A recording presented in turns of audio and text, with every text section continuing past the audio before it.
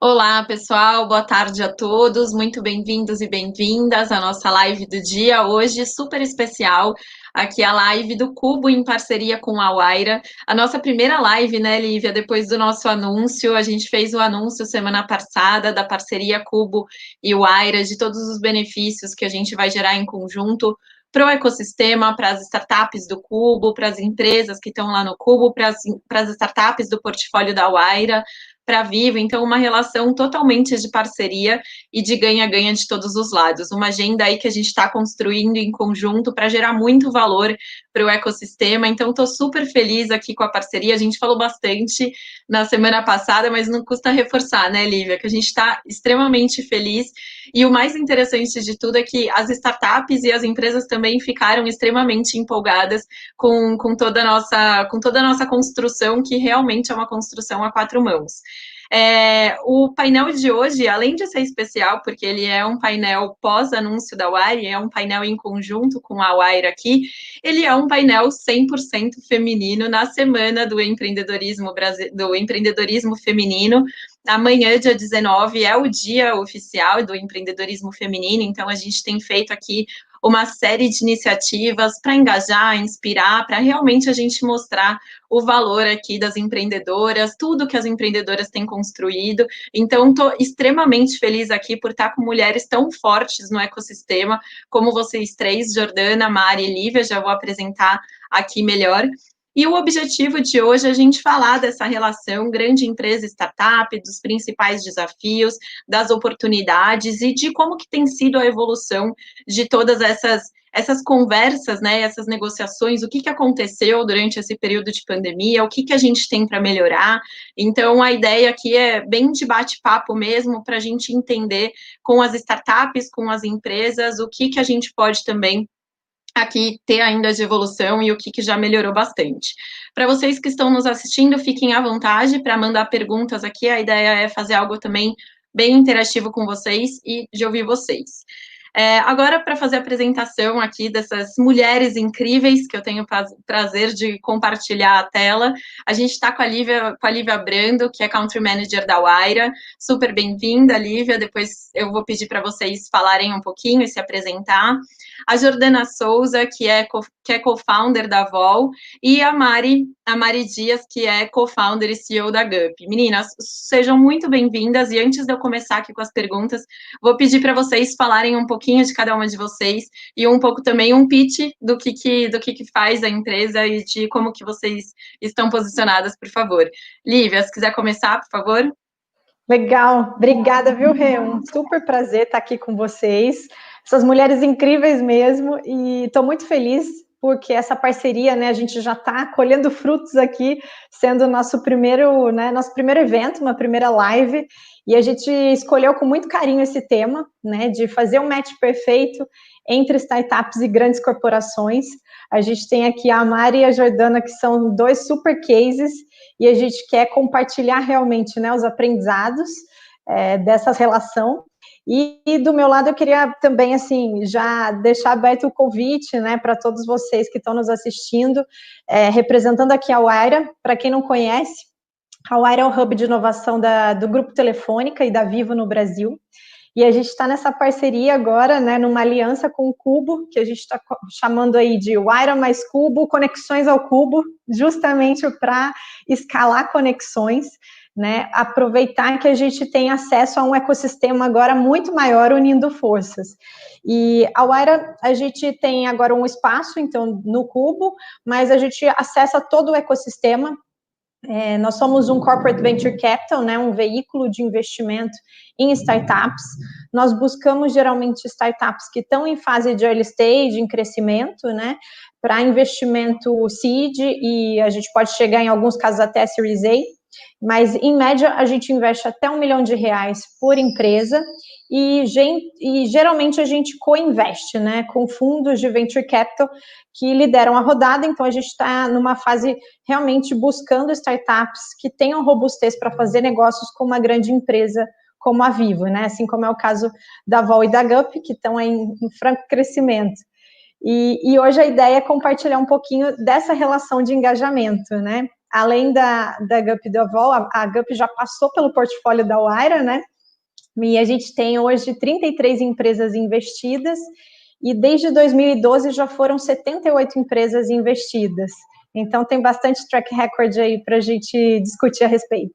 Obrigada, gente, um prazer. Boa, posso ir? Gente, super obrigada pelo convite, estou feliz demais também, Rê, um painel, né, mulheres, é muito importante isso, para a gente colocar mais representatividade no ecossistema, inspirar outras mulheres, então muito bacana, parabéns. Gente, eu sou a Mari, CEO da GUP, a GUP é uma HR Tech que existe há 5 anos, a gente foi investido pela Wayra, nosso comecinho lá, né, nosso primeiro ano, os 4 fundadores, hoje a gente tem mais de 250 pessoas na empresa, quase aí, e eram só quatro pessoas, e eu tenho certeza que a gente não teria chegado até aqui se não fosse a ajuda da Wayra. Então, fui muito beneficiada por esse ecossistema, assim como o Cubo, eu não fiz parte, mas o tempo inteiro eu estava lá, estava trocando, participando de evento, então acho que, puxa, a GUP foi muito beneficiada de verdade por várias dessas iniciativas. O que a gente faz? A gente é um ATS, né? Então, como se fosse uma plataforma para a gestão completa do processo de recrutamento e seleção, para que ele seja ágil, justo, encantador e 100% online. E durante a pandemia, a gente também lançou um novo produto, onde agora a gente faz todo esse processo de recrutamento, mas também todo o processo de admissão automatizado e 100% online. Vai ser um super prazer trocar um pouquinho hoje aqui com vocês. Jordana. E Mari, obrigada. Bom, gente, eu estou muito feliz de estar aqui, ainda mais representando, né, mulheres, e a gente sabe que o nosso meio é tão difícil, a gente vê muitas mulheres aqui no ecossistema, na parte de tecnologia. Então, muito obrigada pelo convite, é um prazer estar aqui. Eu sou co-founder e CRO da Vol. A Vol é uma plataforma de mobilidade corporativa. A gente faz toda a parte de gerenciamento de mobilidade, o marketplace para corporações de mobilidade urbana. E aí, no meio da pandemia, a gente acabou de lançar o nosso One Stop Shop de viagens, que é onde oferece a viagem de ponta a ponta para o colaborador, desde uma mobilidade urbana até alimentação, passagem aérea, hospedagem, tudo integrado. E estou aqui super feliz de poder discutir e mostrar um pouquinho do que a gente tem feito. Super obrigada, estou me sentindo em casa com essa live, com startups do Cubo, da Wayra, então tá tudo certo. Um fato interessante, né, gente, até para quem está aqui assistindo, a gente falando de empreendedorismo feminino, não sei se todos sabem, mas das startups brasileiras, de acordo com a B Startup, só 15% das startups são fundadas por mulheres, né, então esse número, a jornada ainda é longa, né, então a gente tem aí um longo chão também a percorrer. Lá no Cubo a gente está até um pouquinho acima da média, então 28% das nossas startups são fundadas por mulheres, mas a gente sabe que o Brasil tem muito potencial, tem muito boas empreendedoras, e é nosso papel aqui estimular, e vocês representam muito bem as ótimas startups e empreendedoras de sucesso, então é ótimo estar aqui com vocês. A minha primeira pergunta para vocês, meninas, é como que vocês estão hoje, né, com relação também a todos os desafios, vocês que eu digo a empresa, né, como que a empresa também foram muitos desafios que aconteceram em 2020, ninguém esperava, todo mundo passou por muito período de incerteza, e aí todo mundo, pessoas, empresas, startups, né, o mundo inteiro realmente, e eu queria entender um pouquinho sobre o momento atual, como que vocês enfrentaram esses desafios. A gente fala bastante que os períodos, né, da pandemia foram alguns períodos, algumas fases muito determinadas, né, aquele período do começo, que foi um período mais difícil, onde todo mundo tentou reter custos, depois teve um período aí de aceleração, e depois, efetivamente, tem falado muito no ecossistema da aceleração da transformação digital, né, não tem como a gente falar de 2020 sem falar de startups, sem falar de inovações tecnológicas que trouxeram não só a inovação, mas que possibilitaram, e muitas vezes, as operações não pararem, né, e que agora isso vem aumentando a cada dia. A gente estava conversando até antes da live começar sobre os números de vocês, e é um fato super interessante, porque a gente está falando de uma startup que lida com recrutamento, quando muitas empresas estavam demitindo, e startups que lida com viagens, onde a gente sabe o que aconteceu com as viagens, e mesmo assim vocês cresceram em meio à pandemia. Então, queria entender quais foram os principais desafios, o momento atual, e o que vocês fizeram, né? Como que foi também o dia a dia para que vocês conseguissem ter o crescimento ali, mesmo diante a tantas adversidades. Posso ir, Mari? Bom, como você disse, né, a gente passou por vários momentos, né, dentro da pandemia. A gente tem primeira onda, que é a incerteza, fecha tudo, ninguém sabe o que vai acontecer.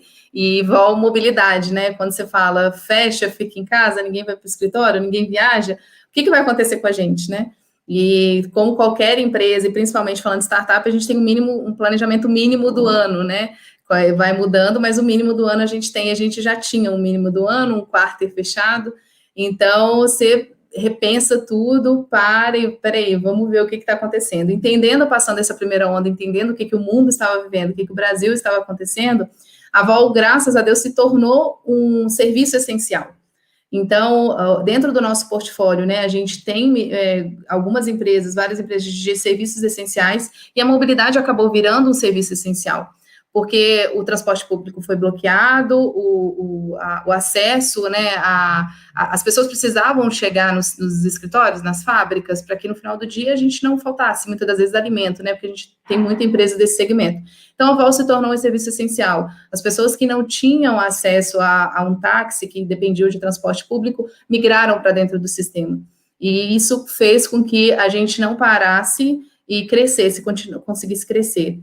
Outra coisa que acelerou muito também foi a não conseguir mais fazer reuniões presenciais, que antes, para o fechamento de um contrato, era essencial, ele pedia uma reunião presencial, a gente conseguiu encurtar esse ciclo, porque a empresa precisava de uma plataforma de transporte. Não dava mais para fazer aquela, eu tenho que me reunir para assinar um contrato, para isso, para aquilo. Então, esse ciclo de vendas diminuiu e fez com que a contratação fosse mais rápida do serviço também. Então, em nenhum mês a gente ficou sem fechar nenhum novo negócio. A gente foi investido pela Wayra, né, no meio da pandemia, então isso foi também mais uma conquista que a gente teve, e a gente não parou de crescer. Então, assim, no meio a gente entendeu, olha, a gente precisa reinventar, digitalizar mais coisas. Então, lançamos novos produtos, porque além do táxi, a empresa também, às vezes, disponibiliza o carro, reembolsa quilometragem, que também é algo que não é gerenciado nas empresas, é algo muito manual. Então, a gente liberou várias novas funcionalidades, a gente liberou reembolso de quilometragem, abertura de corrida rápida no carro, que é o QR Code, aquele embarque rápido, que você tem um taxista ali, você consegue abrir tudo dentro do gerenciamento da empresa, e no meio disso a gente acabou acelerando e entregando um produto de viagens, porque a gente entende que a onda vai passar, as empresas vão voltar a se deslocar e precisar de mobilidade aérea, de hospedagem, tudo isso, e um foco muito mais para segurança. Então, essa foi um pouco do que aconteceu com a gente, a estratégia que a gente tomou durante esses ciclos que aconteceram. Boa, nossa, muito, muito legal, Jordana. Eu acho que a história é muito similar, né? Também aquele início, eu estava contando um pouquinho para vocês, foi duro. No nosso mercado, naquele instante, a maioria das empresas congelou, né? As vagas e, puxa, naquela instabilidade, não sabemos se vamos contratar ou não. Então, imaginem que fevereiro foi o nosso melhor mês da história. A gente bateu recorde em cima de recorde. Março, a gente entrou e falou, ninguém segura. E neste março, a gente estava negociando uma nova captação, e aí aconteceu tudo isso. A gente foi uma das primeiras startups a colocar 100% das pessoas remotas. E aí, no final de março, começo de abril, a gente viu 80% das posições dos nossos clientes sendo congelada. Então, naquele momento, eu falei assim, gente, acabou, né? E aí, ninguém mais vai contratar, o churn vai explodir, e todo mundo, quando a gente conversava, né, ninguém tinha previsibilidade de quando voltaria a contratar, e eu acho que é nesses momentos muito duros e difíceis que a gente é muito criativo, que a gente se reinventa, e algo que eu aprendi muito foi um momento especial para reforçar coisas que a gente acredita demais, que é time e cultura. Então, foi um momento que a gente uniu todo o time da GUP, porque naquela época estava muitas startups por fluxo de caixa mais apertado, teve que fazer demissão, não tinha outra opção. Então, o time estava com muito medo, muita ansiedade. Puxa, será que eu vou ser demitido também? Né? Vendo que os resultados, estavam vendo que os resultados não estavam legais. Então, a gente chamou todo mundo e foi muito transparente. Eu acho que essa foi, de todas as ações que a gente fez, acho que foi a principal, de chegar para o time e falar, pessoal, pode ser que dê certo, pode ser que dê errado.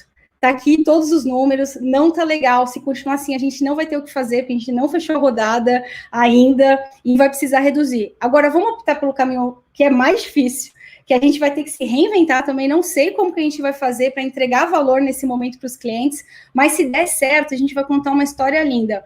E eu nunca vi o time assim tão unido, tão engajado, assim, suando muito junto para fazer um negócio muito legal. Resultado, né? A gente não só conseguiu manter um churn baixíssimo nesse período, menos de 1%, mas também a gente pausou um evento que era para 5 mil pessoas, offline, presencial, reinventou esse evento, fez totalmente online para mais de 25 mil pessoas. A gente criou uma nova plataforma para os clientes com assuntos que a gente viu que aquele RH que não estava contratando estava com outras dores. Então, a gente pôs essas outras dores dentro dessa plataforma para ajudar ele de outra forma. Então, a importância de ouvir o cliente, né? Puxa, nesse momento, o que será que ele está precisando? Eu acho que é um pouquinho do que a Jordana falou também, que eles tiveram que se reinventar. A gente teve que fazer várias coisinhas no produto também para ajudar eles naquele momento, e aí o resultado, né, eu acho que, poxa, não só a gente hoje, né, está crescendo mais de 100% receita, vai novamente conseguir dobrar a GUP mesmo em época de pandemia, a gente conseguiu quadruplicar o número de vagas que a gente oferece para o mercado no pior momento de desemprego, mas acho que o mais legal disso tudo é um índice de satisfação interna do time gigante, assim, hoje a gente tem 97% de satisfação interna num momento difícil como esse. Então, acho que foram vários aprendizados sobre reforço da cultura, transparência, comunicação, deixar o líder próximo. A gente mudou rotinas do líder, que tinha rotinas quinzenais com o time, colocou semanal, porque nesse momento remoto ele é o ponto de contato com o time ali, né, na ponta, no dia a dia. Então, a gente foi aprendendo, e agora que passou um pouco mais, né, a parte da crise inicial nossa que a gente teve, é legal porque a gente manteve muitas das coisas, né? Então, a gente vai continuar remoto, a gente aprendeu o que dá para fazer, várias coisas que a gente aprendeu de gestão, de cultura, a gente continua também. Então, acho que a gente sai até mais fortalecidos do que antes. Da inspiração e motivação só de ouvir vocês falarem. Então, muito legal mesmo. E Mari, você falou uma coisa que reforça muito o que acho que eu tenho sentido muito com as empresas, com os empreendedores que realmente conseguiram passar por essa crise e que estão ainda mais fortalecidos, que é a questão do time e cultura, né? Então, com certeza, se as pessoas já se sentiam parte, né, da empresa, quando a gente fala principalmente daquelas pessoas que começaram desde o começo da startup, agora então mais ainda, né, porque elas realmente fizeram parte da construção de quase uma nova empresa, né? Acho que todo mundo teve que se ressignificar, teve que se adaptar, e as pessoas, elas fizeram parte de todo esse processo, né, desde o momento do medo, da incerteza, da insegurança, do que acontecer, até aquele momento de a gente precisa se unir, a gente precisa conversar com o cliente, redefinir muitas coisas, criar novidades e ter um novo approach com o cliente, né, então não era só criar um novo produto, mas de que forma que ia ser esse approach, e tá todo mundo muito mais fortalecido, né, então é o que eu tenho falado bastante. Lógico que a gente teve muitos pontos negativos com essa pandemia, mas se tem um positivo que a gente pode tirar de tudo, é que a gente sai muito mais fortalecido e preparado para tudo que vai acontecer. Lívia, para você, agora eu queria entender um pouquinho melhor, né, como que tem sido o modelo de operação da Wayra também, como que está o processo de busca pelas startups, e principalmente como que é feita, né, essa conexão startups e Vivo, que muita gente tem essa curiosidade, né, as pessoas de entender melhor como que é essa conexão, e até mesmo se vocês têm algumas áreas prioritárias que vocês focam quando vocês olham para as startups, né, se puder compartilhar um pouquinho desse processo também, por favor. Não, claro, e é legal contar um pouco do histórico também, que a Wayra foi evoluindo ao longo do tempo, né, então a gente começou em 2012 como uma aceleradora de startups, né, então tinha um espaço para residentes, e realmente apoiava esse início da empresa, que é o caso, né, da trajetória da Mari com a GUP, e depois, em 2018, a gente mudou a estratégia, justamente para conseguir apoiar empresas mais maduras, porque a gente entendeu que do lado da Vivo, né, para gerar negócios, a gente não podia ter startups tão early stage. Então, muitas vezes tinha que esperar a empresa atingir um estágio determinado para ela poder fazer negócios, né, com a Vivo. Então, nesse sentido, a gente passou a investir tickets mais altos, né, em empresas em fase já de crescimento. Hoje, nós somos um hub de inovação aberta, né, então a gente conecta empresas, é como se fosse o olhar da Vivo para o ecossistema de empreendedorismo, né, para ver o que está acontecendo no ecossistema em termos de tecnologia, as mudanças que estão surgindo, e é uma forma da gente adotar, né, fazer uma adoção de novas tecnologias para processos internos, nos ativos, otimizando as nossas operações, buscando reduções de custo e eficiência, e uma outra frente, que é o que a gente fala de acelerar desenvolvimento de novos negócios e mercados, né? Então, pegando esse gancho das duas frentes que a gente atua, no que é mais core do negócio, né, de telecomunicação, as áreas prioritárias são principalmente, né, Big Data, IoT, Advanced Analytics, né, que é tudo relacionado a dados, conectividade, faz parte do nosso negócio. E também os processos internos, né, então, no RH, a GUP digitalizou 100% do processo, né, de recrutamento e seleção. A VOL, toda a gestão de mobilidade dos colaboradores. Então, a gente olha para isso com esse viés de melhoria de eficiência, redução de custo e de experiência do usuário, né? E na outra frente, a gente está olhando, por exemplo, para mercados que não são tão óbvios para a gente associar com uma telco, né? Então, nós estamos, por exemplo, buscando muito forte startups de educação, saúde, serviços financeiros, né? Porque a gente entende que o mercado está mudando, o comportamento do consumidor mudou muito, né? Então, se a gente pensar na pandemia, a forma como a gente estuda, né, o aprendizado, o ensino à distância, a medicina, a telemedicina, né, isso tudo mudou muito rápido e necessita toda a parte de conectividade, né? Então, soluções de conectividade para que essas empresas realmente possam entregar soluções ponta a ponta para o cliente final, né, com uma melhoria de experiência e até qualidade de vida, né? Se a gente pensar que antes, para você ter um especialista, acessar um médico especialista, você tinha que estar em alguma capital do país. Hoje você pode fazer isso de qualquer lugar, né? Acessar um bom médico especialista. Então, a Vivo entra com esse core, que é onde a gente pode contribuir com as soluções de conectividade, 5G, IoT, mas pensando nesses novos mercados, né? E agora serviços financeiros, com a entrada do Pix. Então, são nessas duas frentes que a gente vem atuando. Então, a Wayra funciona como esse braço, né, que está da porta para fora, digamos assim, olhando para o ecossistema. A gente conecta essas startups, entende qual que seria um potencial, né, de impacto que ela pode gerar na Vivo. E assim que a gente vê que tem determinado match, né, com que área que seria, onde são as principais oportunidades para ela aplicar a solução. Aí a gente vai para dentro da Vivo e atua muito próximo do time de inovação aberta. Eles têm um programa chamado Vivo Discover, e os shapers, que são as pessoas, os multiplicadores de inovação dentro da empresa, eles nos apoiam para fazer o desenvolvimento desses projetos, né? Então, acompanhar a startup na jornada dela junto com a área de negócio. Então, a gente costuma começar pequeno, faz uma POC, faz um piloto, né? Então, você investe menos num formato ágil, de curto prazo, vê que impacto que aquilo gera, e dependendo dos resultados você vai evoluindo, né, e vai até virar um fornecedor, por exemplo, né, que é o caso da VOL e da GUP.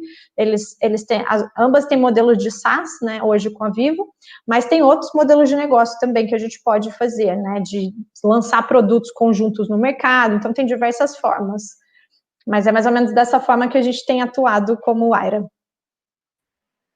Não, demais, e muito bom ver toda a evolução também, né, de vocês. Eu acompanho a Wayra desde que eu estava, antes até do Cubo, que eu estava em outra empresa, e ver também toda a evolução de vocês e todo o acompanhamento, né, do mercado mesmo, e de como que a própria Vivo está inovando, está com esse olhar inovador, do que precisa também fazer de adaptação. Então isso também é incrível e mostra o quão relevante a Wayra é e o quão relevante é a iniciativa, que entende também todo o mercado e todo o movimento do mercado, né, então isso é muito legal.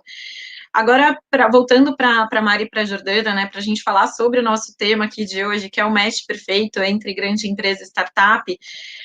Jo, eu sei que vocês foram fundados, né, em 2017, vocês começaram a ter o primeiro cliente de vocês por volta de 2018, estando com mais de 200 clientes, né, hoje, acho, se não me engano, é esse número, mas eu quero saber de você e da Mari, né, Mari, você, então, começou em 2015, né, foi o ano de fundação, hoje estão com mais de 900 clientes, então, se tem uma coisa em comum entre vocês duas, é que vocês sabem muito bem como fazer negócio com grande empresa, já passaram por muitos desafios, já entenderam muitos pontos em comuns entre empresas, né, então, o que determinado tipo de empresa precisa, como que funciona o processo, ainda existem muitos desafios, mas o que eu queria perguntar para vocês é realmente, né, como que é esse processo, né, como que é conquistar uma grande empresa como cliente, como que foi de forma geral, se teve alguma mudança no pós-pandemia, né, eu acredito, a gente até estava falando antes que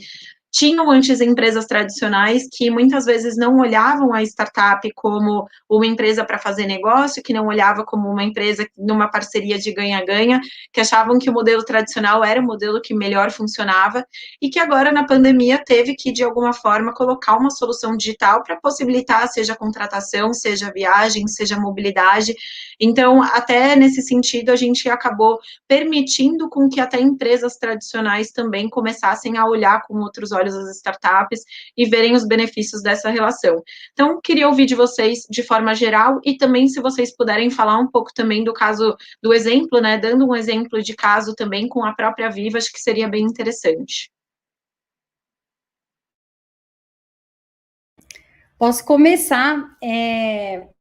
Puxa, assim, eu acho que, primeiro, a gente, independente da solução, né, vender para grande empresa é bem desafiador, né? Então, quando a gente começou os primeiros clientes, a gente estava acostumado a vender, né, para empresas menos complexas. Quando a gente viu o processo de suprimentos, por exemplo, é para assustar qualquer empreendedor, né? Então, eu acho que antes da gente falar assim, puxa, vou vender para a grande empresa, eu acho que todo fundador, o empreendedor tem que entender, puxa, será que faz sentido dentro da minha curva de adoção? Será que realmente esses são os early adopters? No nosso caso era, né? A nossa tese, ela era embasada com o uso em grandes empresas que tinham alto volume de contratação e por isso que desde o comecinho a gente focou, mas eu acho que vale essa provocação porque são onde estão os tickets maiores, mas é complexo, né? Mas se for o seu caso, como é o meu, e acho que foi o caso da Jordana também, acho que a gente conseguiu fazer um negócio que foi muito legal e que eu recomendo, que é criar um case. Toda grande empresa ela tem um medo de investir em startup inicialmente, porque se você contratar um fornecedor já conhecido e tradicional e der errado, a culpa é do fornecedor.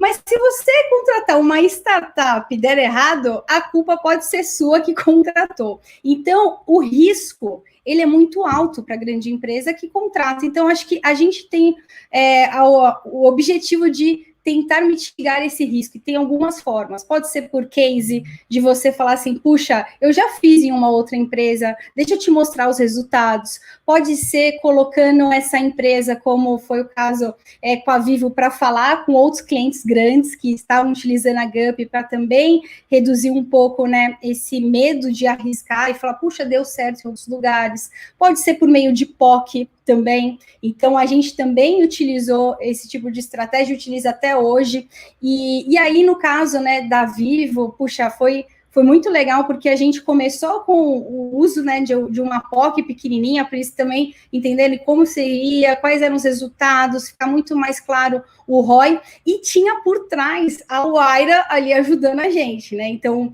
eu fui beneficiada, porque nesse momento o time da Wayra estava com a gente já há um tempo, e eles conheciam o time, naquele medo, né, que toda grande empresa tem, ainda mais quando a startup é muito pequenininha, de será que esse time vai entregar realmente tudo isso que eles estão falando? Puxa, tinha uma Wayra falando assim, ó, a gente acredita nesse time, a gente acredita que a gente já viu eles fazendo várias coisas, então ajuda a validar, né? Esses selos, eu acho que quando a startup é pequena e vende para grande, são muito relevantes, sabe, Rê? A gente teve o selo da Wayra, a gente teve o selo do Google, a gente também ficou residente no Google um tempo, e, puxa, foi importante, né, para a gente, para igual as startups que estão no Cubo, quando elas conversam com uma grande empresa, falam assim, olha, estou no Cubo, é mais um selinho, né, puxa, eles têm também uma seleção, então acho que tudo isso ajuda a validar.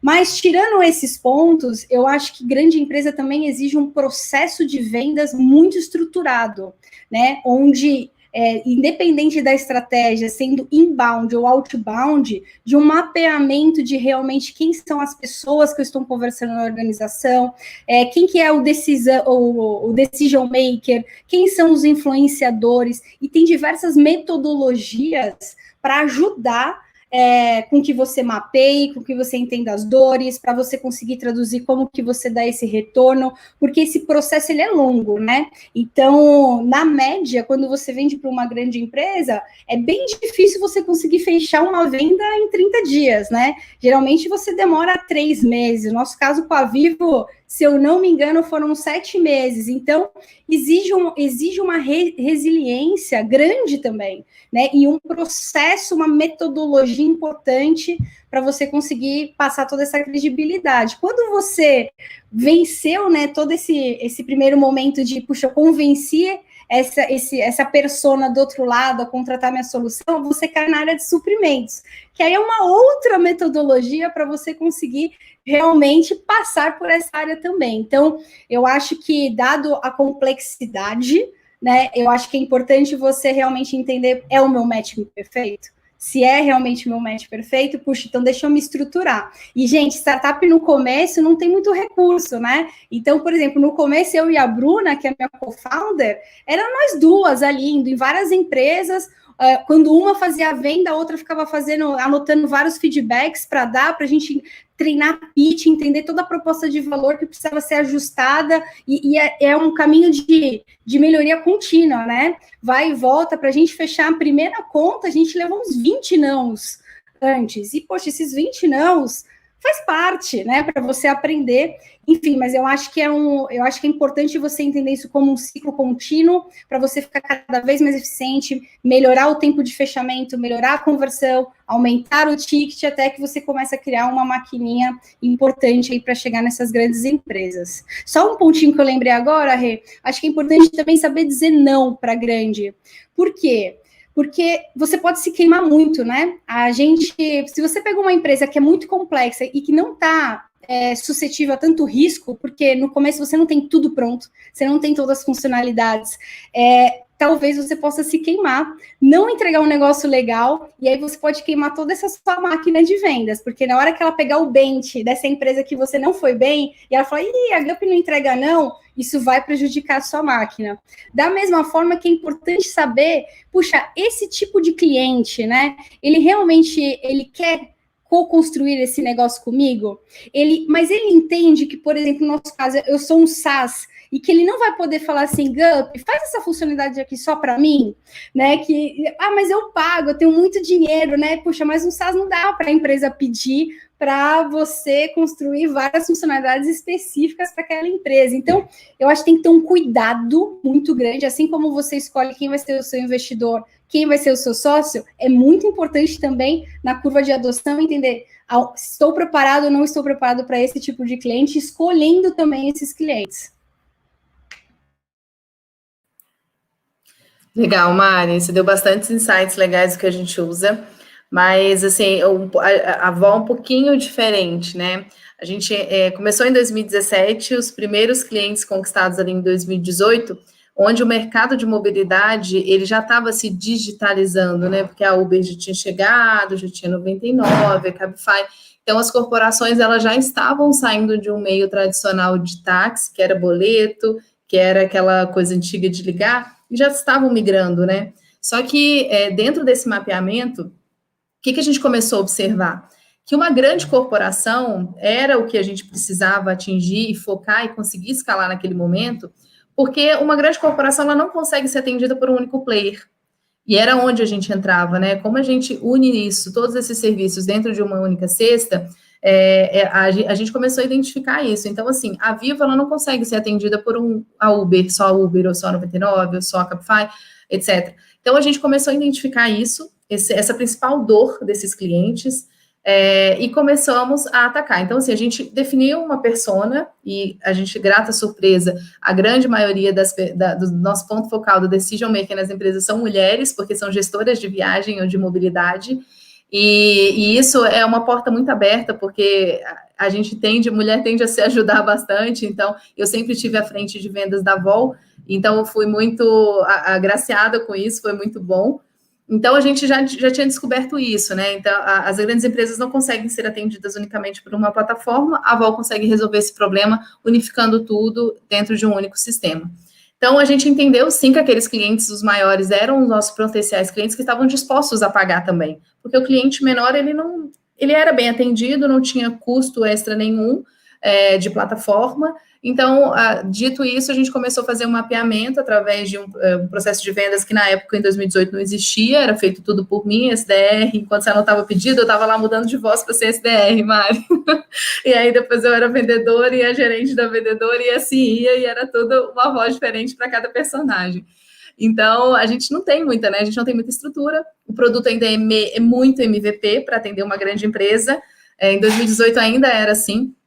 A gente fechou o nosso grande primeiro cliente em 2018, que foi a Vivo, né? O nosso case de virada de tudo foi a Vivo. A gente ainda não estava na Wayra, mas o grande primeiro cliente foi a Vivo que fez essa mudança. E o primeiro desafio é se provar, né? Assim, fazer, o que a Mari falou, fazer com que o seu focal ali, a sua troca, acredite naquele produto que você está vendendo. E aí isso depende muito da energia que você coloca. Porque quando você vende e você está mostrando segurança e você mostra que aquilo funciona, e aí você mostra o aplicativo, trava, fala, não, é porque eu estou no ambiente de teste. Mentira, você está com o seu aplicativo ali, né? Mas é a segurança que você está passando. Então, você ganhou aquele primeiro passo ali, os 2 minutos que eu falo que no processo de vendas é extremamente importante, são os 2 minutos da confiança e da troca com a pessoa que você está negociando, né, e apresentando, o processo fica mais fácil.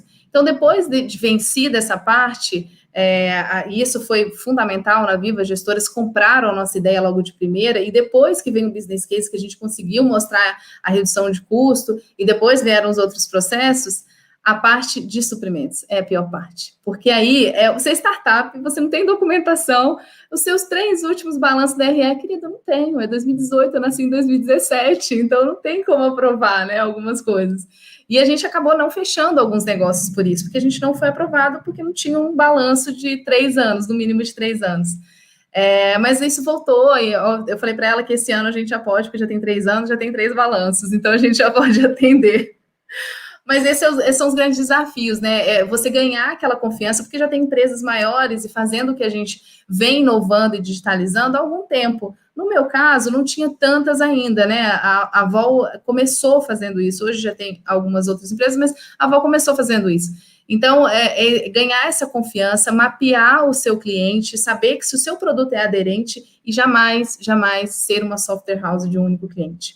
Porque se você criar tudo aquilo que ele quer, porque ele comprou o produto que você vendeu. Aí, no meio do caminho, ele vai pedindo algumas coisas, né? Ok, isso dá, isso não dá, isso não é um roadmap, isso não. Mas a partir do momento que você começa, o meu produto é extremamente personalizado, ele consegue mudar bastante coisa. Mas para um único cliente, você perde a mão do seu produto e você perde o seu propósito de valor. Você vai perdendo, porque você começa a criar um monstro de produto e não vai dar certo lá na frente. Então, assim, eu sou muito a favor de falar não, eu falo muito não para cliente, mas de uma forma que ele entenda que o não é para prejudicá-lo, a gente vai conseguir fazer, mas de outra forma. É para entender que também a gente tem limitações, né, enquanto startup. A gente tem limitação de recursos, a gente tem limitação de gente, e se a gente modifica muito o produto, a gente acaba criando um monstro. Mas hoje a nossa persona principal são o foco de grandes clientes, a gente atende clientes prioritariamente enterprise. Não fizemos POC com a Vivo, foi assim um case muito importante para a gente, porque a gente fez o rollout de 12 mil colaboradores de um domingo para uma segunda-feira, e teve 0 ruído, porque as pessoas já estavam também acostumadas a usar um aplicativo, mas principalmente porque as gestoras do nosso contrato, elas compraram a ideia. Então, a gente fez um planejamento de comunicação, de suporte, de como que iria funcionar, e isso dá muito certo. E hoje, o principal sucesso da Avol com os nossos clientes é isso, é porque a gente cria uma relação de parceria e de construção. São grandes empresas que não só o nome delas que estão ali, quando elas contratam uma startup, quanto a gente está em jogo. Então, a gente deixa muito claro, olha, a gente tem algumas limitações aqui. Sou muito transparente nesse processo de vendas e de entrega para o cliente. A gente tem que ser, porque a gente sempre se resguarda, porque se eu não consigo entregar aqui, o cliente me segura do lado de lá. Se ele dá problema lá, eu seguro do lado de cá. Então, a gente cria essa relação de parceria, porque é uma parceria, gente, é um contrato longo, tem muitos desafios, muitas coisas que a gente já evoluiu. O produto que a gente entregou para a Vivo em 2018, o que ela usa hoje é outro completamente diferente. E isso vai fortalecendo a nossa marca. Então, eu não acho que é difícil fazer negócio com grandes empresas, é desafiador, mas não é difícil. Mas o principal desafio para a gente hoje, enquanto startup, hoje não mais, porque a gente já conseguiu, é a parte de documentação, quando você entra em suprimentos e tem milhares de itens a serem preenchidos. Então, pega leve os suprimentos. Não, muito bom. E fica muito claro que, assim, né, no fundo, é um processo de educação do mercado mesmo, né? Tanto das startups para as grandes empresas e grandes empresas para a startup. Porque se você for pensar pelo lado da grande empresa, eles também estão acostumados a lidar com consultorias, com software house, etc. Então, quando ele pede para a startup, eu quero essa adaptação, eu quero fazer isso, é o que antigamente ou que naturalmente ele fazia com outros fornecedores, né? Então, é um processo de educação da startup mostrar, eu funciono dessa forma. E acho que não é nenhuma questão de limitação da startup, mas é do foco da startup, né? O que você quer de futuro? Qual que é o seu objetivo? Onde você quer chegar? Se você sair daquele foco, você vai desvirtuar do seu final do dia, né? Então, você vai perder a sua escala, porque senão você vai virar uma consultoria, você vai virar uma software house e você não vai conseguir focar para efetivamente escalar o seu produto. E acho que esse é muito o nosso papel, né? Aqui, tanto, principalmente o Cubo, né? Que é esse papel mesmo de fazer a ponte entre uma grande empresa, entre uma startup, da Wayra também, que está no meio dessas pontas. Então, de que forma que a gente mostra para a startup como que ela vai ter que se adequar em alguns casos, ou que as grandes empresas também, né? Que muitas vezes, para a grande empresa contratar uma startup, ela vai ter que mudar um processo interno, né? Ela vai ter que pedir, no caso da documentação, dependendo do tipo de documentação, nenhuma startup tem, né? Então, algumas empresas também precisam fazer uns ajustes internos até para o próprio processo de contratação. Então, é nosso papel aqui também. E aí, Lívia, vou voltar a pergunta para você para ouvir o outro lado, então, né? Que a gente ouviu o lado da startup, agora eu quero ouvir o lado dos desafios mesmo. Nossa, gente, um carro aqui, desculpa. Os desafios aqui para as corporações, né? Que fazem inovação aberta. Então, quais também são os papéis e quais são os principais desafios e como que é o seu olhar também nesse sentido.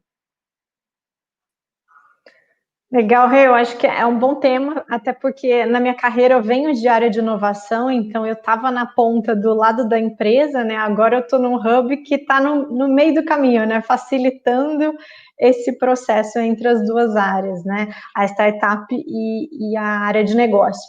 Mas eu acho que o ponto que tanto a Jordana quanto a Mari comentaram, né, de resiliência e de entender como que a grande empresa opera, é importante ter isso em mente, né? Porque não é uma empresa pequena, você não consegue reunião do dia para a noite, né? Vai ter que fazer primeiro uma reunião com uma pessoa da área, depois isso vai escalar, vai para outra, leva tempo, né? Realmente, eles vão pedir muitos requisitos, né?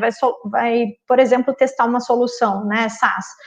Tem integração, não tem? Quais os requisitos de TI, de cyber, né? Tem muita coisa que são protocolos que realmente a grande empresa que está listada em bolsa, né? Ela não pode também ser responsável de testar determinadas coisas sem seguir os protocolos, né? Então, eu acho bem bacana de contar que tem dois cases aqui, né, que não necessariamente começaram da mesma forma. Então, a Gup começou pequenininha, foi testando através de POC, né, ganhando confiança do time de talentos da Vivo. A gente fala muito que eles também são um case para a gente hoje, porque é um time que mudou o mindset mesmo, né? É uma questão de evolução cultural.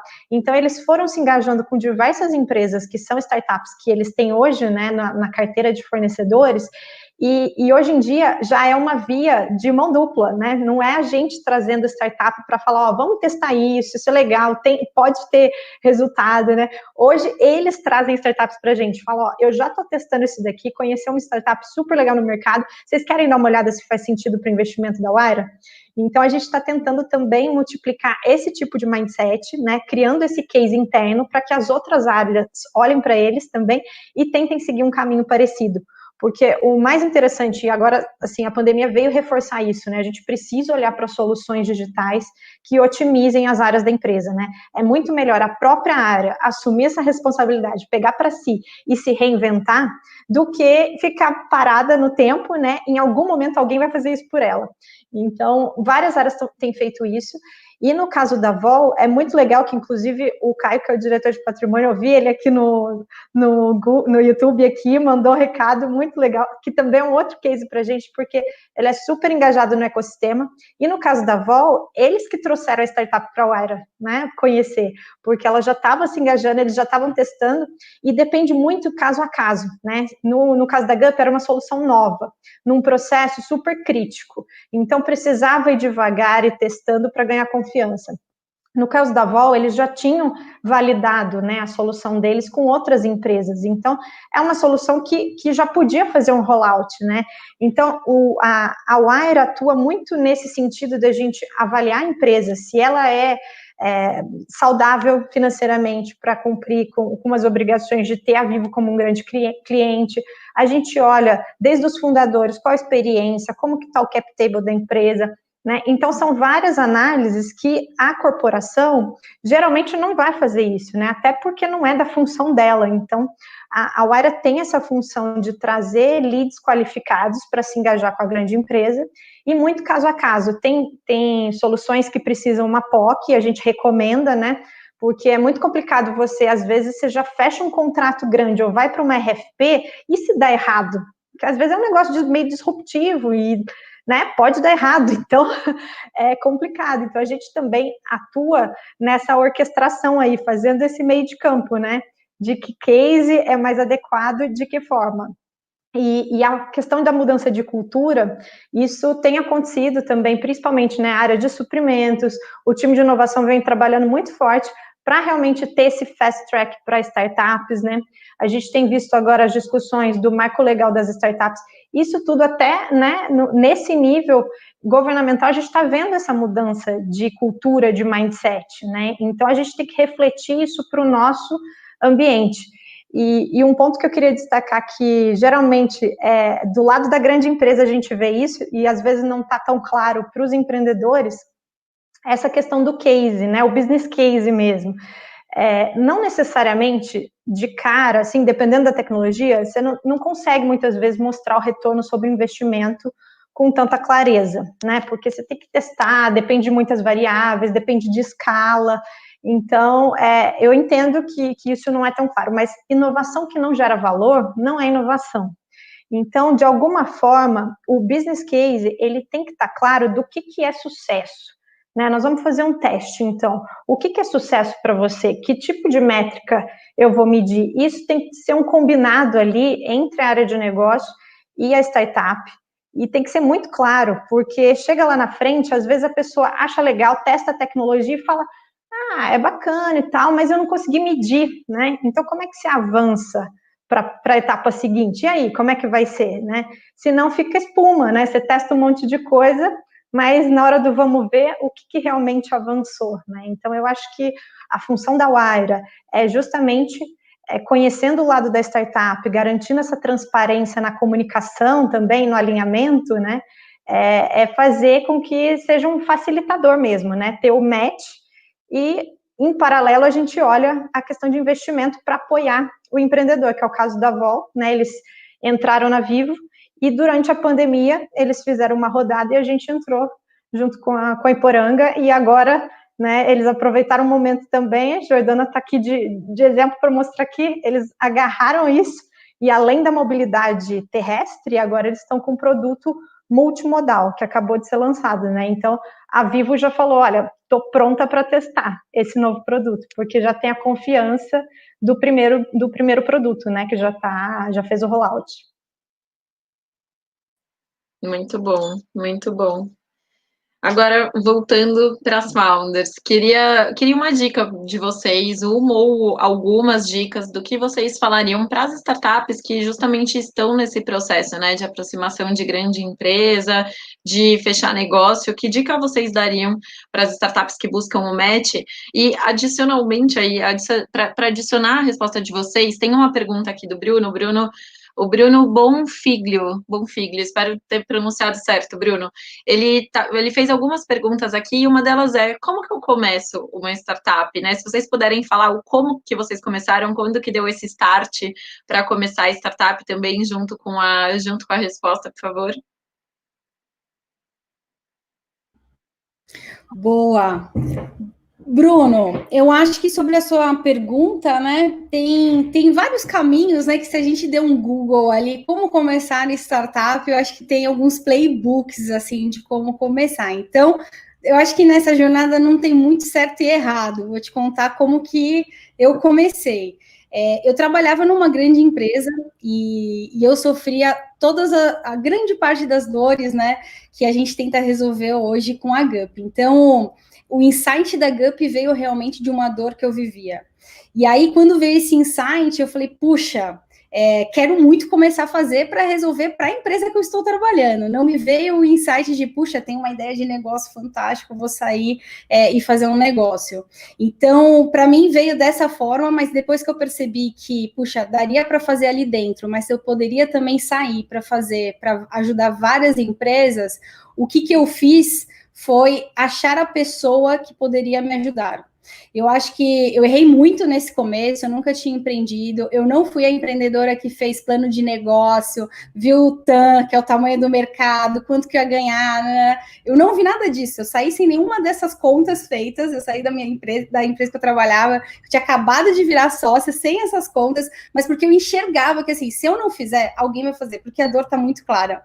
Mas um acerto que eu tive foi de escolher muito bem os sócios, os fundadores que estariam comigo nessa jornada. Esse acho que foi um dos meus maiores acertos. E o como eu escolhi foi encontrando pessoas que eu gostava de trabalhar, que tinha muito cultura, assim, o mesmo jeito, né, que você trabalha, o mesmo mindset, né, divergência de opinião pra caramba. Eu e os meus fundadores, a gente discute o tempo inteiro, mas a gente sempre tá junto, né? Então, esse matching, que a gente está falando, matching perfeito da startup com a grande empresa, eu acho que se você conseguir ter um insight legal, uma visão bacana, de uma dor real, né? Inovação, adorei a frase da Rê. Inovação é aquela que agrega valor de verdade, uma dor real que você resolve e que você minimamente vê que o negócio pode ser grande para você realmente conseguir escalar. Aí a minha dica tá, encontra as pessoas certas para você fazer esse negócio. Por quê? Porque depois disso, eu acho que construir o mínimo produto viável, ver se você vai precisar de investimento, conseguir os primeiros clientes, mas tudo isso você vai apanhar muito, vai ter que errar muito para acertar, mas eu acho que se tiver com os sócios certos, é um mega caminho andado. Então essa é a minha dica. Sobre dicas de como trabalhar com grandes empresas, eu acho que eu tenho algumas dicas, assim, que é, primeiro, uma vez que, né, dá trabalho, que eu acho que eu reforcei aqui um pouquinho, né, puxa, assim, dá trabalho, mas, assim, a grande parte dos nossos clientes são grandes empresas, é onde a gente entrega muito valor, é onde a gente tem uma participação de mercado enorme, mas, assim, é importante demais fazer um trabalho bem feito. Bem feitinho. Então, dado também todo esse cenário que a Rê colocou, né, a Lívia colocou de, puxa, do outro lado, eles têm várias coisas para cumprir, a tomada de risco tem que ser cautelosa, então se esforça demais para você entregar um super produto, né, tomando cuidado para não customizar seu produto para sua grande empresa, mas, por exemplo, quantas vezes a gente ali no comecinho, quando não tinha produto para entregar, a gente entrava com camada de serviço, puxa, se eu não tenho um relatório automático ali na plataforma, vamos fazer aqui o relatório paralelo para não deixar esse cliente na mão. E essa parte de entregar um trabalho bem feito, encantar o cliente com um serviço fenomenal, ajudou muito a gente, aquela primeira grande empresa indicar a outra. A gente cresceu, acho que todos os anos da GUP, só o último que não, que aí a gente não foi orgânico, todos esses 4 primeiros anos orgânico. Né, de, puxa, pegar essas grandes indicando para as outras grandes porque estavam satisfeitas com o trabalho. Então, eu acho que grande não é volume, né? Então, grande exige realmente entregar um bom resultado. Então, acho que essa é a minha maior dica. E passar confiança, né? Eu acho que a Jo falou um pouquinho disso também, ainda mais se você for pequeno, se a sua startup está no comecinho, quem que é você? Você não tem marca, você não tem um grande histórico de venda, então é você olhar no olho da pessoa que está te comprando ali, falar assim, puxa, deixa eu te contar o porquê que eu estou aqui, puxa, dá um voto de confiança, deixa eu testar aqui com a POC, né, ou começar pequeno numa área, porque você vai se provando, vai ganhando a confiança, até que quando você ficar grande, hoje, por exemplo, depois de ter passado por tudo isso daí, né, mas hoje a gente chega numa grande empresa, as grandes já conhecem, quem que é a GUP, já foi indicado, já foi, né, já conhece bastante da nossa história, fica muito mais fácil. Então, mas esse começo exige muito mais e ele é importante, bem feitinho. Muito bom. Muito bom, Mari, boas dicas. Bruno, a minha dica para criar uma startup é, primeira coisa, tenha uma boa ideia, compartilhe essa boa ideia, não fique com medo de compartilhar, as pessoas ficam com medo, né, de compartilhar, vou roubar minha ideia. Se roubar não é uma ideia boa, né, então, assim, se for fácil de executar, não é uma boa ideia, né, estude esse mercado e, como a Mari disse, assim, escolha a dedo os seus sócios, né, tem que ser pessoas que tenham o mesmo propósito, a mesma visão, mas que pensem completamente diferentes para vocês divergirem e ter sempre aqueles conflitos e pensar e crescerem juntos, né? Mas tenha uma boa ideia, compartilhe com o máximo de pessoas e dentro desses compartilhamentos encontre ali, né, o seu match de sócios e parceiros para construir essa sua ideia. Com fazer negócios aí, né, com grandes empresas, a gente tem a confiança para ir atrás, mas quando a gente não tem o MVP, quando a gente tem um MVP, a gente tem um produto ali mínimo viável, ele ainda não entrega tudo aquilo que a gente está vendendo, né? Então, a segurança somos nós.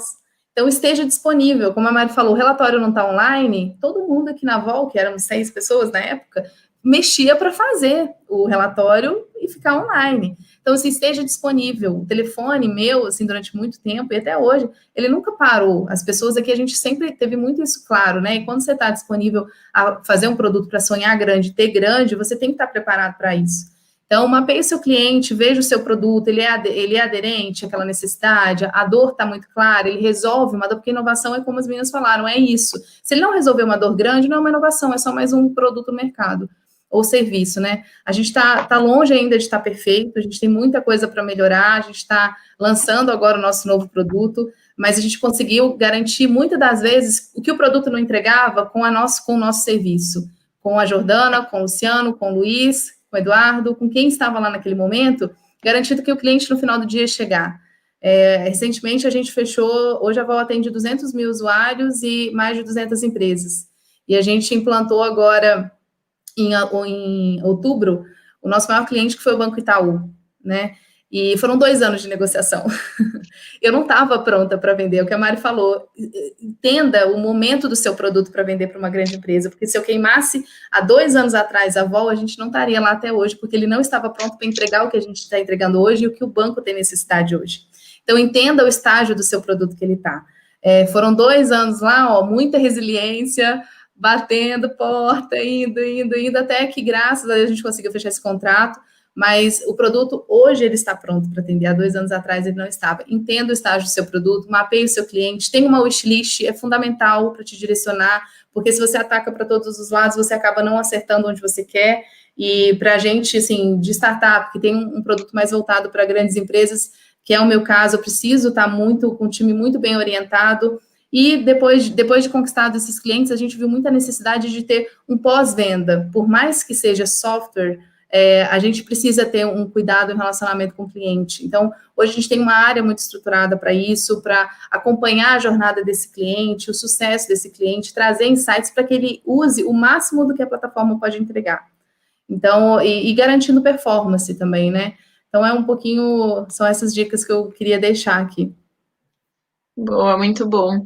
Tem algumas outras perguntas aqui também. O Bruno pergunta do Cubo, né? Se o Cubo entra com participação no capital da startup ou se ela que busca o investidor. Bruno, não. O Cubo ele é um hub de conexão, né? Então a gente conecta a startup com o ecossistema e uma dessas conexões também pode ser dos investidores.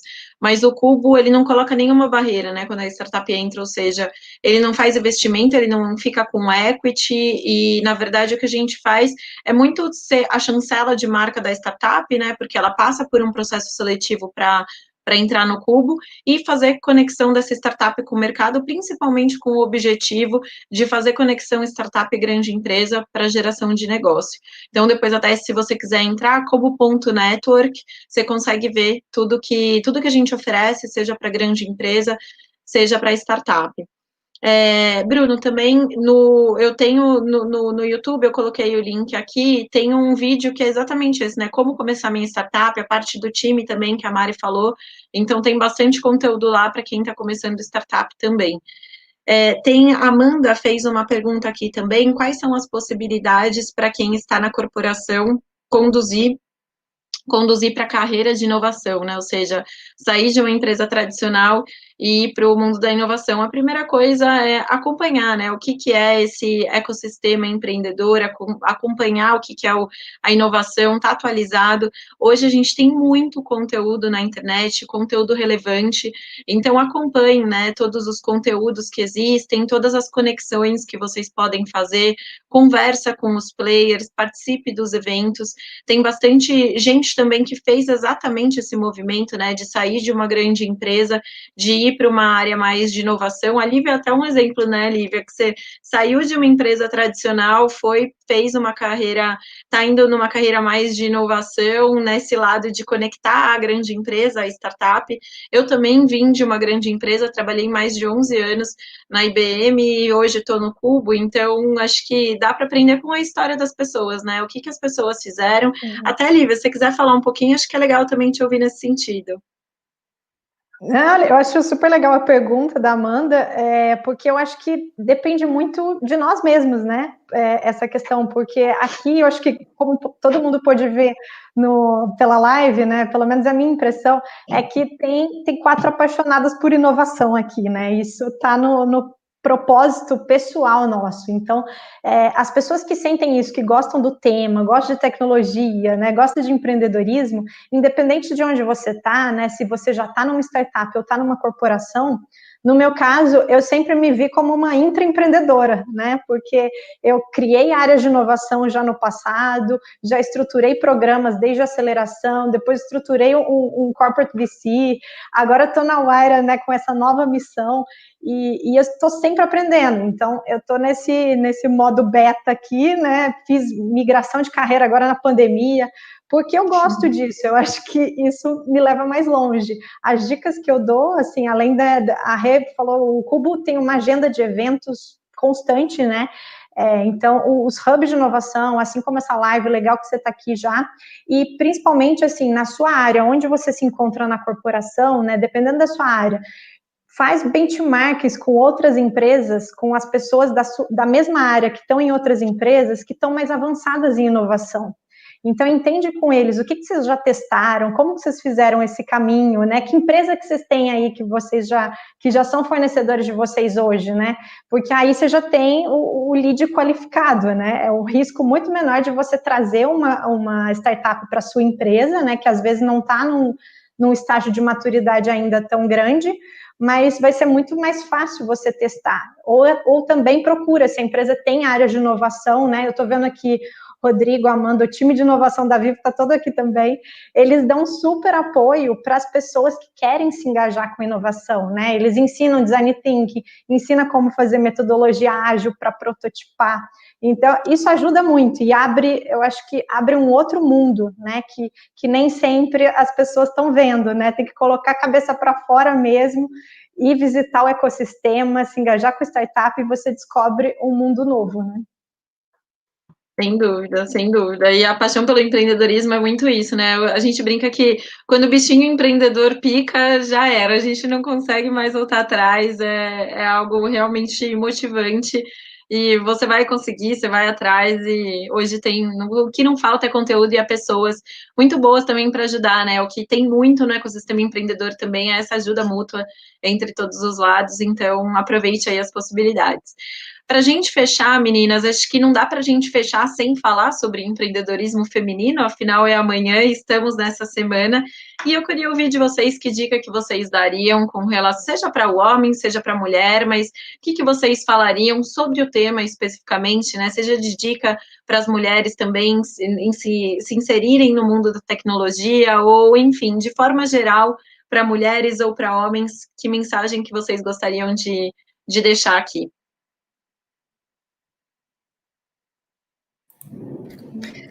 Bom, pode ir, Mari? Vai lá. Não, pode ir. Bom, eu queria, a primeira coisa, que as mulheres se sentissem que elas podem também, né? Que esse de empreender não é só para homem. E empreender, ele não é grande ou pequeno. A gente está falando aqui de Vol, de Gup, de Wayra, de Cubo, que hoje é bem grande, relevante no mercado, mas empreender não é só isso, né? Empreender em você, empreender naquele sonho que você tem, seja qualquer coisa, né? Um seu negócio próprio, de bairro, de qualquer coisa assim. Empreenda, sabe? Vá, seja forte. Não espere que por ser mulher e tal, para alguém fazer para você. Vai, sabe? Seja forte, acredite no seu sonho, acredite na sua ideia e compartilhe isso. E esteja rodeado de pessoas que compartilhem desse sentimento, que torçam por você. Saiba definir quem vai estar do seu lado. E isso vale para homem e para mulher. E é um passo super importante na nossa vida quando a gente está empreendendo, porque a gente precisa se abdicar de muitas coisas, né? Eu não estou em todas as festas de família, eu tenho 2 filhos, nem todos os dias eu estou com eles em casa. Durante muito tempo eu pouco os vi, e isso é muito ruim. E a pandemia mostrou isso, eu nunca fiquei tanto tempo com os meus filhos, porque eu viajava muito, eu estava muito fora, mas eles entendiam o propósito, por que eu estava viajando. E algumas pessoas não entenderam, então é isso que a gente precisa filtrar, assim, como a gente abdica de muitas coisas, filtra quem precisa estar do seu lado, né? E empreenda, seja em aprender algo novo, o empreendedorismo, ou seja, para montar o seu próprio negócio, né? Eu queria muito encorajar as mulheres, porque a gente se prepara tanto tecnicamente, porque o mundo é muito competitivo, mas às vezes falta coragem. Então, tenha coragem, vá para fora, conta com a gente que está aqui, porque a gente vai deixar os nossos canais. Então, se vocês tiverem dúvidas, quiserem trocar ideia, tem certeza que as meninas também, vocês todas, a gente está aí para bater um papo, a encorajar, porque a gente se prepara muito tecnicamente, às vezes falta coragem, e tome coragem, vamos fazer, gente. Eu acho que a gente tem que fazer. Assim, o não a gente já tem, então assim, o máximo que pode dar é errado. Mas se a gente não tentar, eu acho que é isso. Assim, vamos fazer e conta com o máximo de pessoas que estiverem ao seu lado.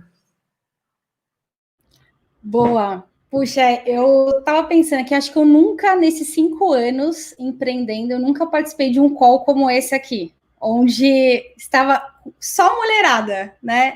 Então, sempre nos calls, nos eventos que me chamam, geralmente eu sou a única mulher. Então, acho que isso já mostra muito do que a gente está conseguindo construir. Isso é super importante para a gente inspirar, porque lugar de mulher é onde ela quiser, né? Então, e eu acho, eu venho de uma empresa que ela era, né, na grande maioria masculina, então essa construção mental também sobre representatividade, inclusão, diversidade é algo que eu também tenho evoluído, e hoje, para mim, é muito claro como isso daqui é super importante, porque tem várias meninas que podem estar com ideias incríveis, que está faltando essa coragem aqui da Jo, e que às vezes participa só de eventos que tem só homens, então é importante a gente também aparecer para falar, olha, bora, dá também. Porque empreender também é uma estatística muito ruim, né, gente? A maioria das startups morrem, essa é a realidade, ainda mais aqui no Brasil. Quando eu olhava essas estatísticas lá no comecinho da Gup, eu ficava assim, gente, né? Qual a chance, então, se a grande maioria morre? Então, puxa, as estatísticas são ruins, mas aí quando você vê vários empreendedores do seu círculo dando certo, isso te encoraja. Eu acho que é a mesma coisa sobre as mulheres. Quando você vê que 2% do capital total investido no mundo, só 2% vai para startups fundadas por mulheres, essa estatística desanima um pouquinho.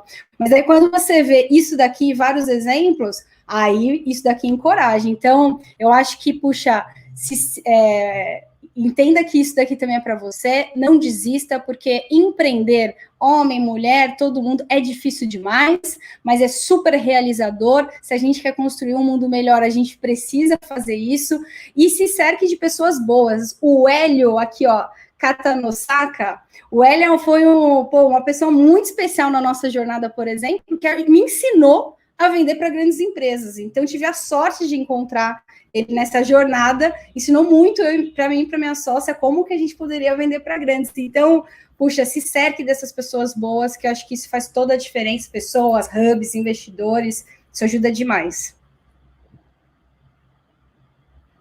E queria deixar uma mensagem aqui também, acho que amanhã é uma data simbólica, né, do Dia do Empreendedorismo Feminino, mas na verdade é todo dia, né, porque a gente está aqui nessa luta. Então esse painel com 4 mulheres, como a Mari falou, eu acho que seria inimaginável há uns 5 anos atrás, porque era até difícil encontrar no ecossistema, né, o nível de qualidade de conteúdo, de sucesso que a gente está vendo aqui. Então, eu fico muito feliz, realmente, de ver que as empresas estão tendo, realmente, é legítimo isso, né, um ambiente muito mais diverso. E aí, indo além do empreendedorismo feminino, né, mas de gênero, de geração, né, a gente tem tanto a aprender com os mais jovens, com os mais velhos, né, de gerações distintas, tem de tudo, né, de raça, de credo, então eu acho que quanto mais pluralidade, né, isso reflete o que é o ecossistema aí fora, né, a população, e realmente traz pontos de vista diferentes, né, então é diferente a forma como mulher faz negócio, como mulher se ajuda, se vai dar uma mentoria, então assim, não tem certo e errado, né, não tem melhor ou pior, a gente está todo mundo junto, e o mais legal é ter um time diverso, porque aí sim a gente consegue agregar, né? Ouvir o outro, pensar de uma forma diferente, e não só a gente ficar no nosso meio com pessoas que, né, que a gente já está mais acostumado e que pensam muito parecido. Eu acho que isso é a principal mensagem, e na Wayra a gente apoia muito o empreendedorismo feminino, essa estatística, né? A gente tem muito a avançar, ainda está muito baixo. Quando a gente mede das startups do portfólio, o número de mulheres, né, nas empresas, o número de mulheres C-level e o número de mulheres como fundadoras, né, ou co-founders. E esse número vem aumentando, a gente fica muito feliz com isso, mas ainda tem um longo caminho pela frente. Então, o que eu queria deixar de mensagem é realmente para as mulheres se sentirem empoderadas, né? Mas empoderadas no sentido de vai lá, tenta, se prepara, né? Tem uma reunião, se prepara. Vai fazer uma live, se prepara. Vai fazer um call, se prepara. Saiba quem é a pessoa do outro lado, né? Para você realmente chegar e ter credibilidade, né? Eu acho que isso todo mundo se ajuda para que as mulheres realmente, porque a gente vê a quantidade de mulheres que tem muita capacidade, né? E com vontade de fazer. Então, eu deixaria essa mensagem, e também que a mulher não precisa ser a heroína, né? Porque a gente não consegue fazer tudo, a gente não consegue fazer tudo sozinha. E precisa muito de time, você precisa de ajuda em casa, você precisa de ajuda, né, em tudo. Então, não tem problema pedir ajuda, isso não demonstra fraqueza, isso não demonstra vulnerabilidade, tem que pedir ajuda mesmo, procura mentor, procura um ambiente seguro, porque a carreira e a liderança é muito solitária, né? Então, conforme você vai galgando posições mais de liderança, vai sendo um pouco mais solitário, mas a gente, né, vai encontrando pessoas para se apoiar, e todas nós aqui gostamos muito de apoiar também o empreendedorismo feminino, então pode contar com a gente e com a Wayra também para isso. Obrigada. Muito bom, gente. Queria só ecoar tudo que já foi dito. Acho que as meninas conseguiram passar muito bem tudo que eu também poderia ter passado aqui, e faço minhas as palavras delas. Acho que a Lívia comentou, né, de vulnerabilidade. E, por coincidência, eu estava numa live ontem com a Ingrid gente, meu Deus, a Ingrid Bart, do Linker, do Banco Linker, e a gente estava falando exatamente isso, né, da vulnerabilidade. Tem um TED, não sei se vocês já assistiram, da Brené Brown, então, para quem tiver curiosidade, é fantástico. Acho que é exatamente isso também, é você olhar que você não vai conseguir fazer 100% tudo de todas as áreas da sua vida. As mulheres têm muitas coisas para serem feitas, então é importante também ter essa visão. Para as mulheres, a gente tem uma série no Cubo que de incentivo também, então é o Mulheres ao Cubo. Falo também, recomendo para vocês entrarem mulheresaocubo.network, que a gente está também incentivando as mulheres que têm startup, que são do ecossistema, que querem empreender também, a fazer a submissão para o Cubo, porque a gente também quer aumentar a quantidade de mulheres na nossa comunidade, de mulheres fundadoras, para que a gente possa aumentar essa curva, né, de incentivo mesmo.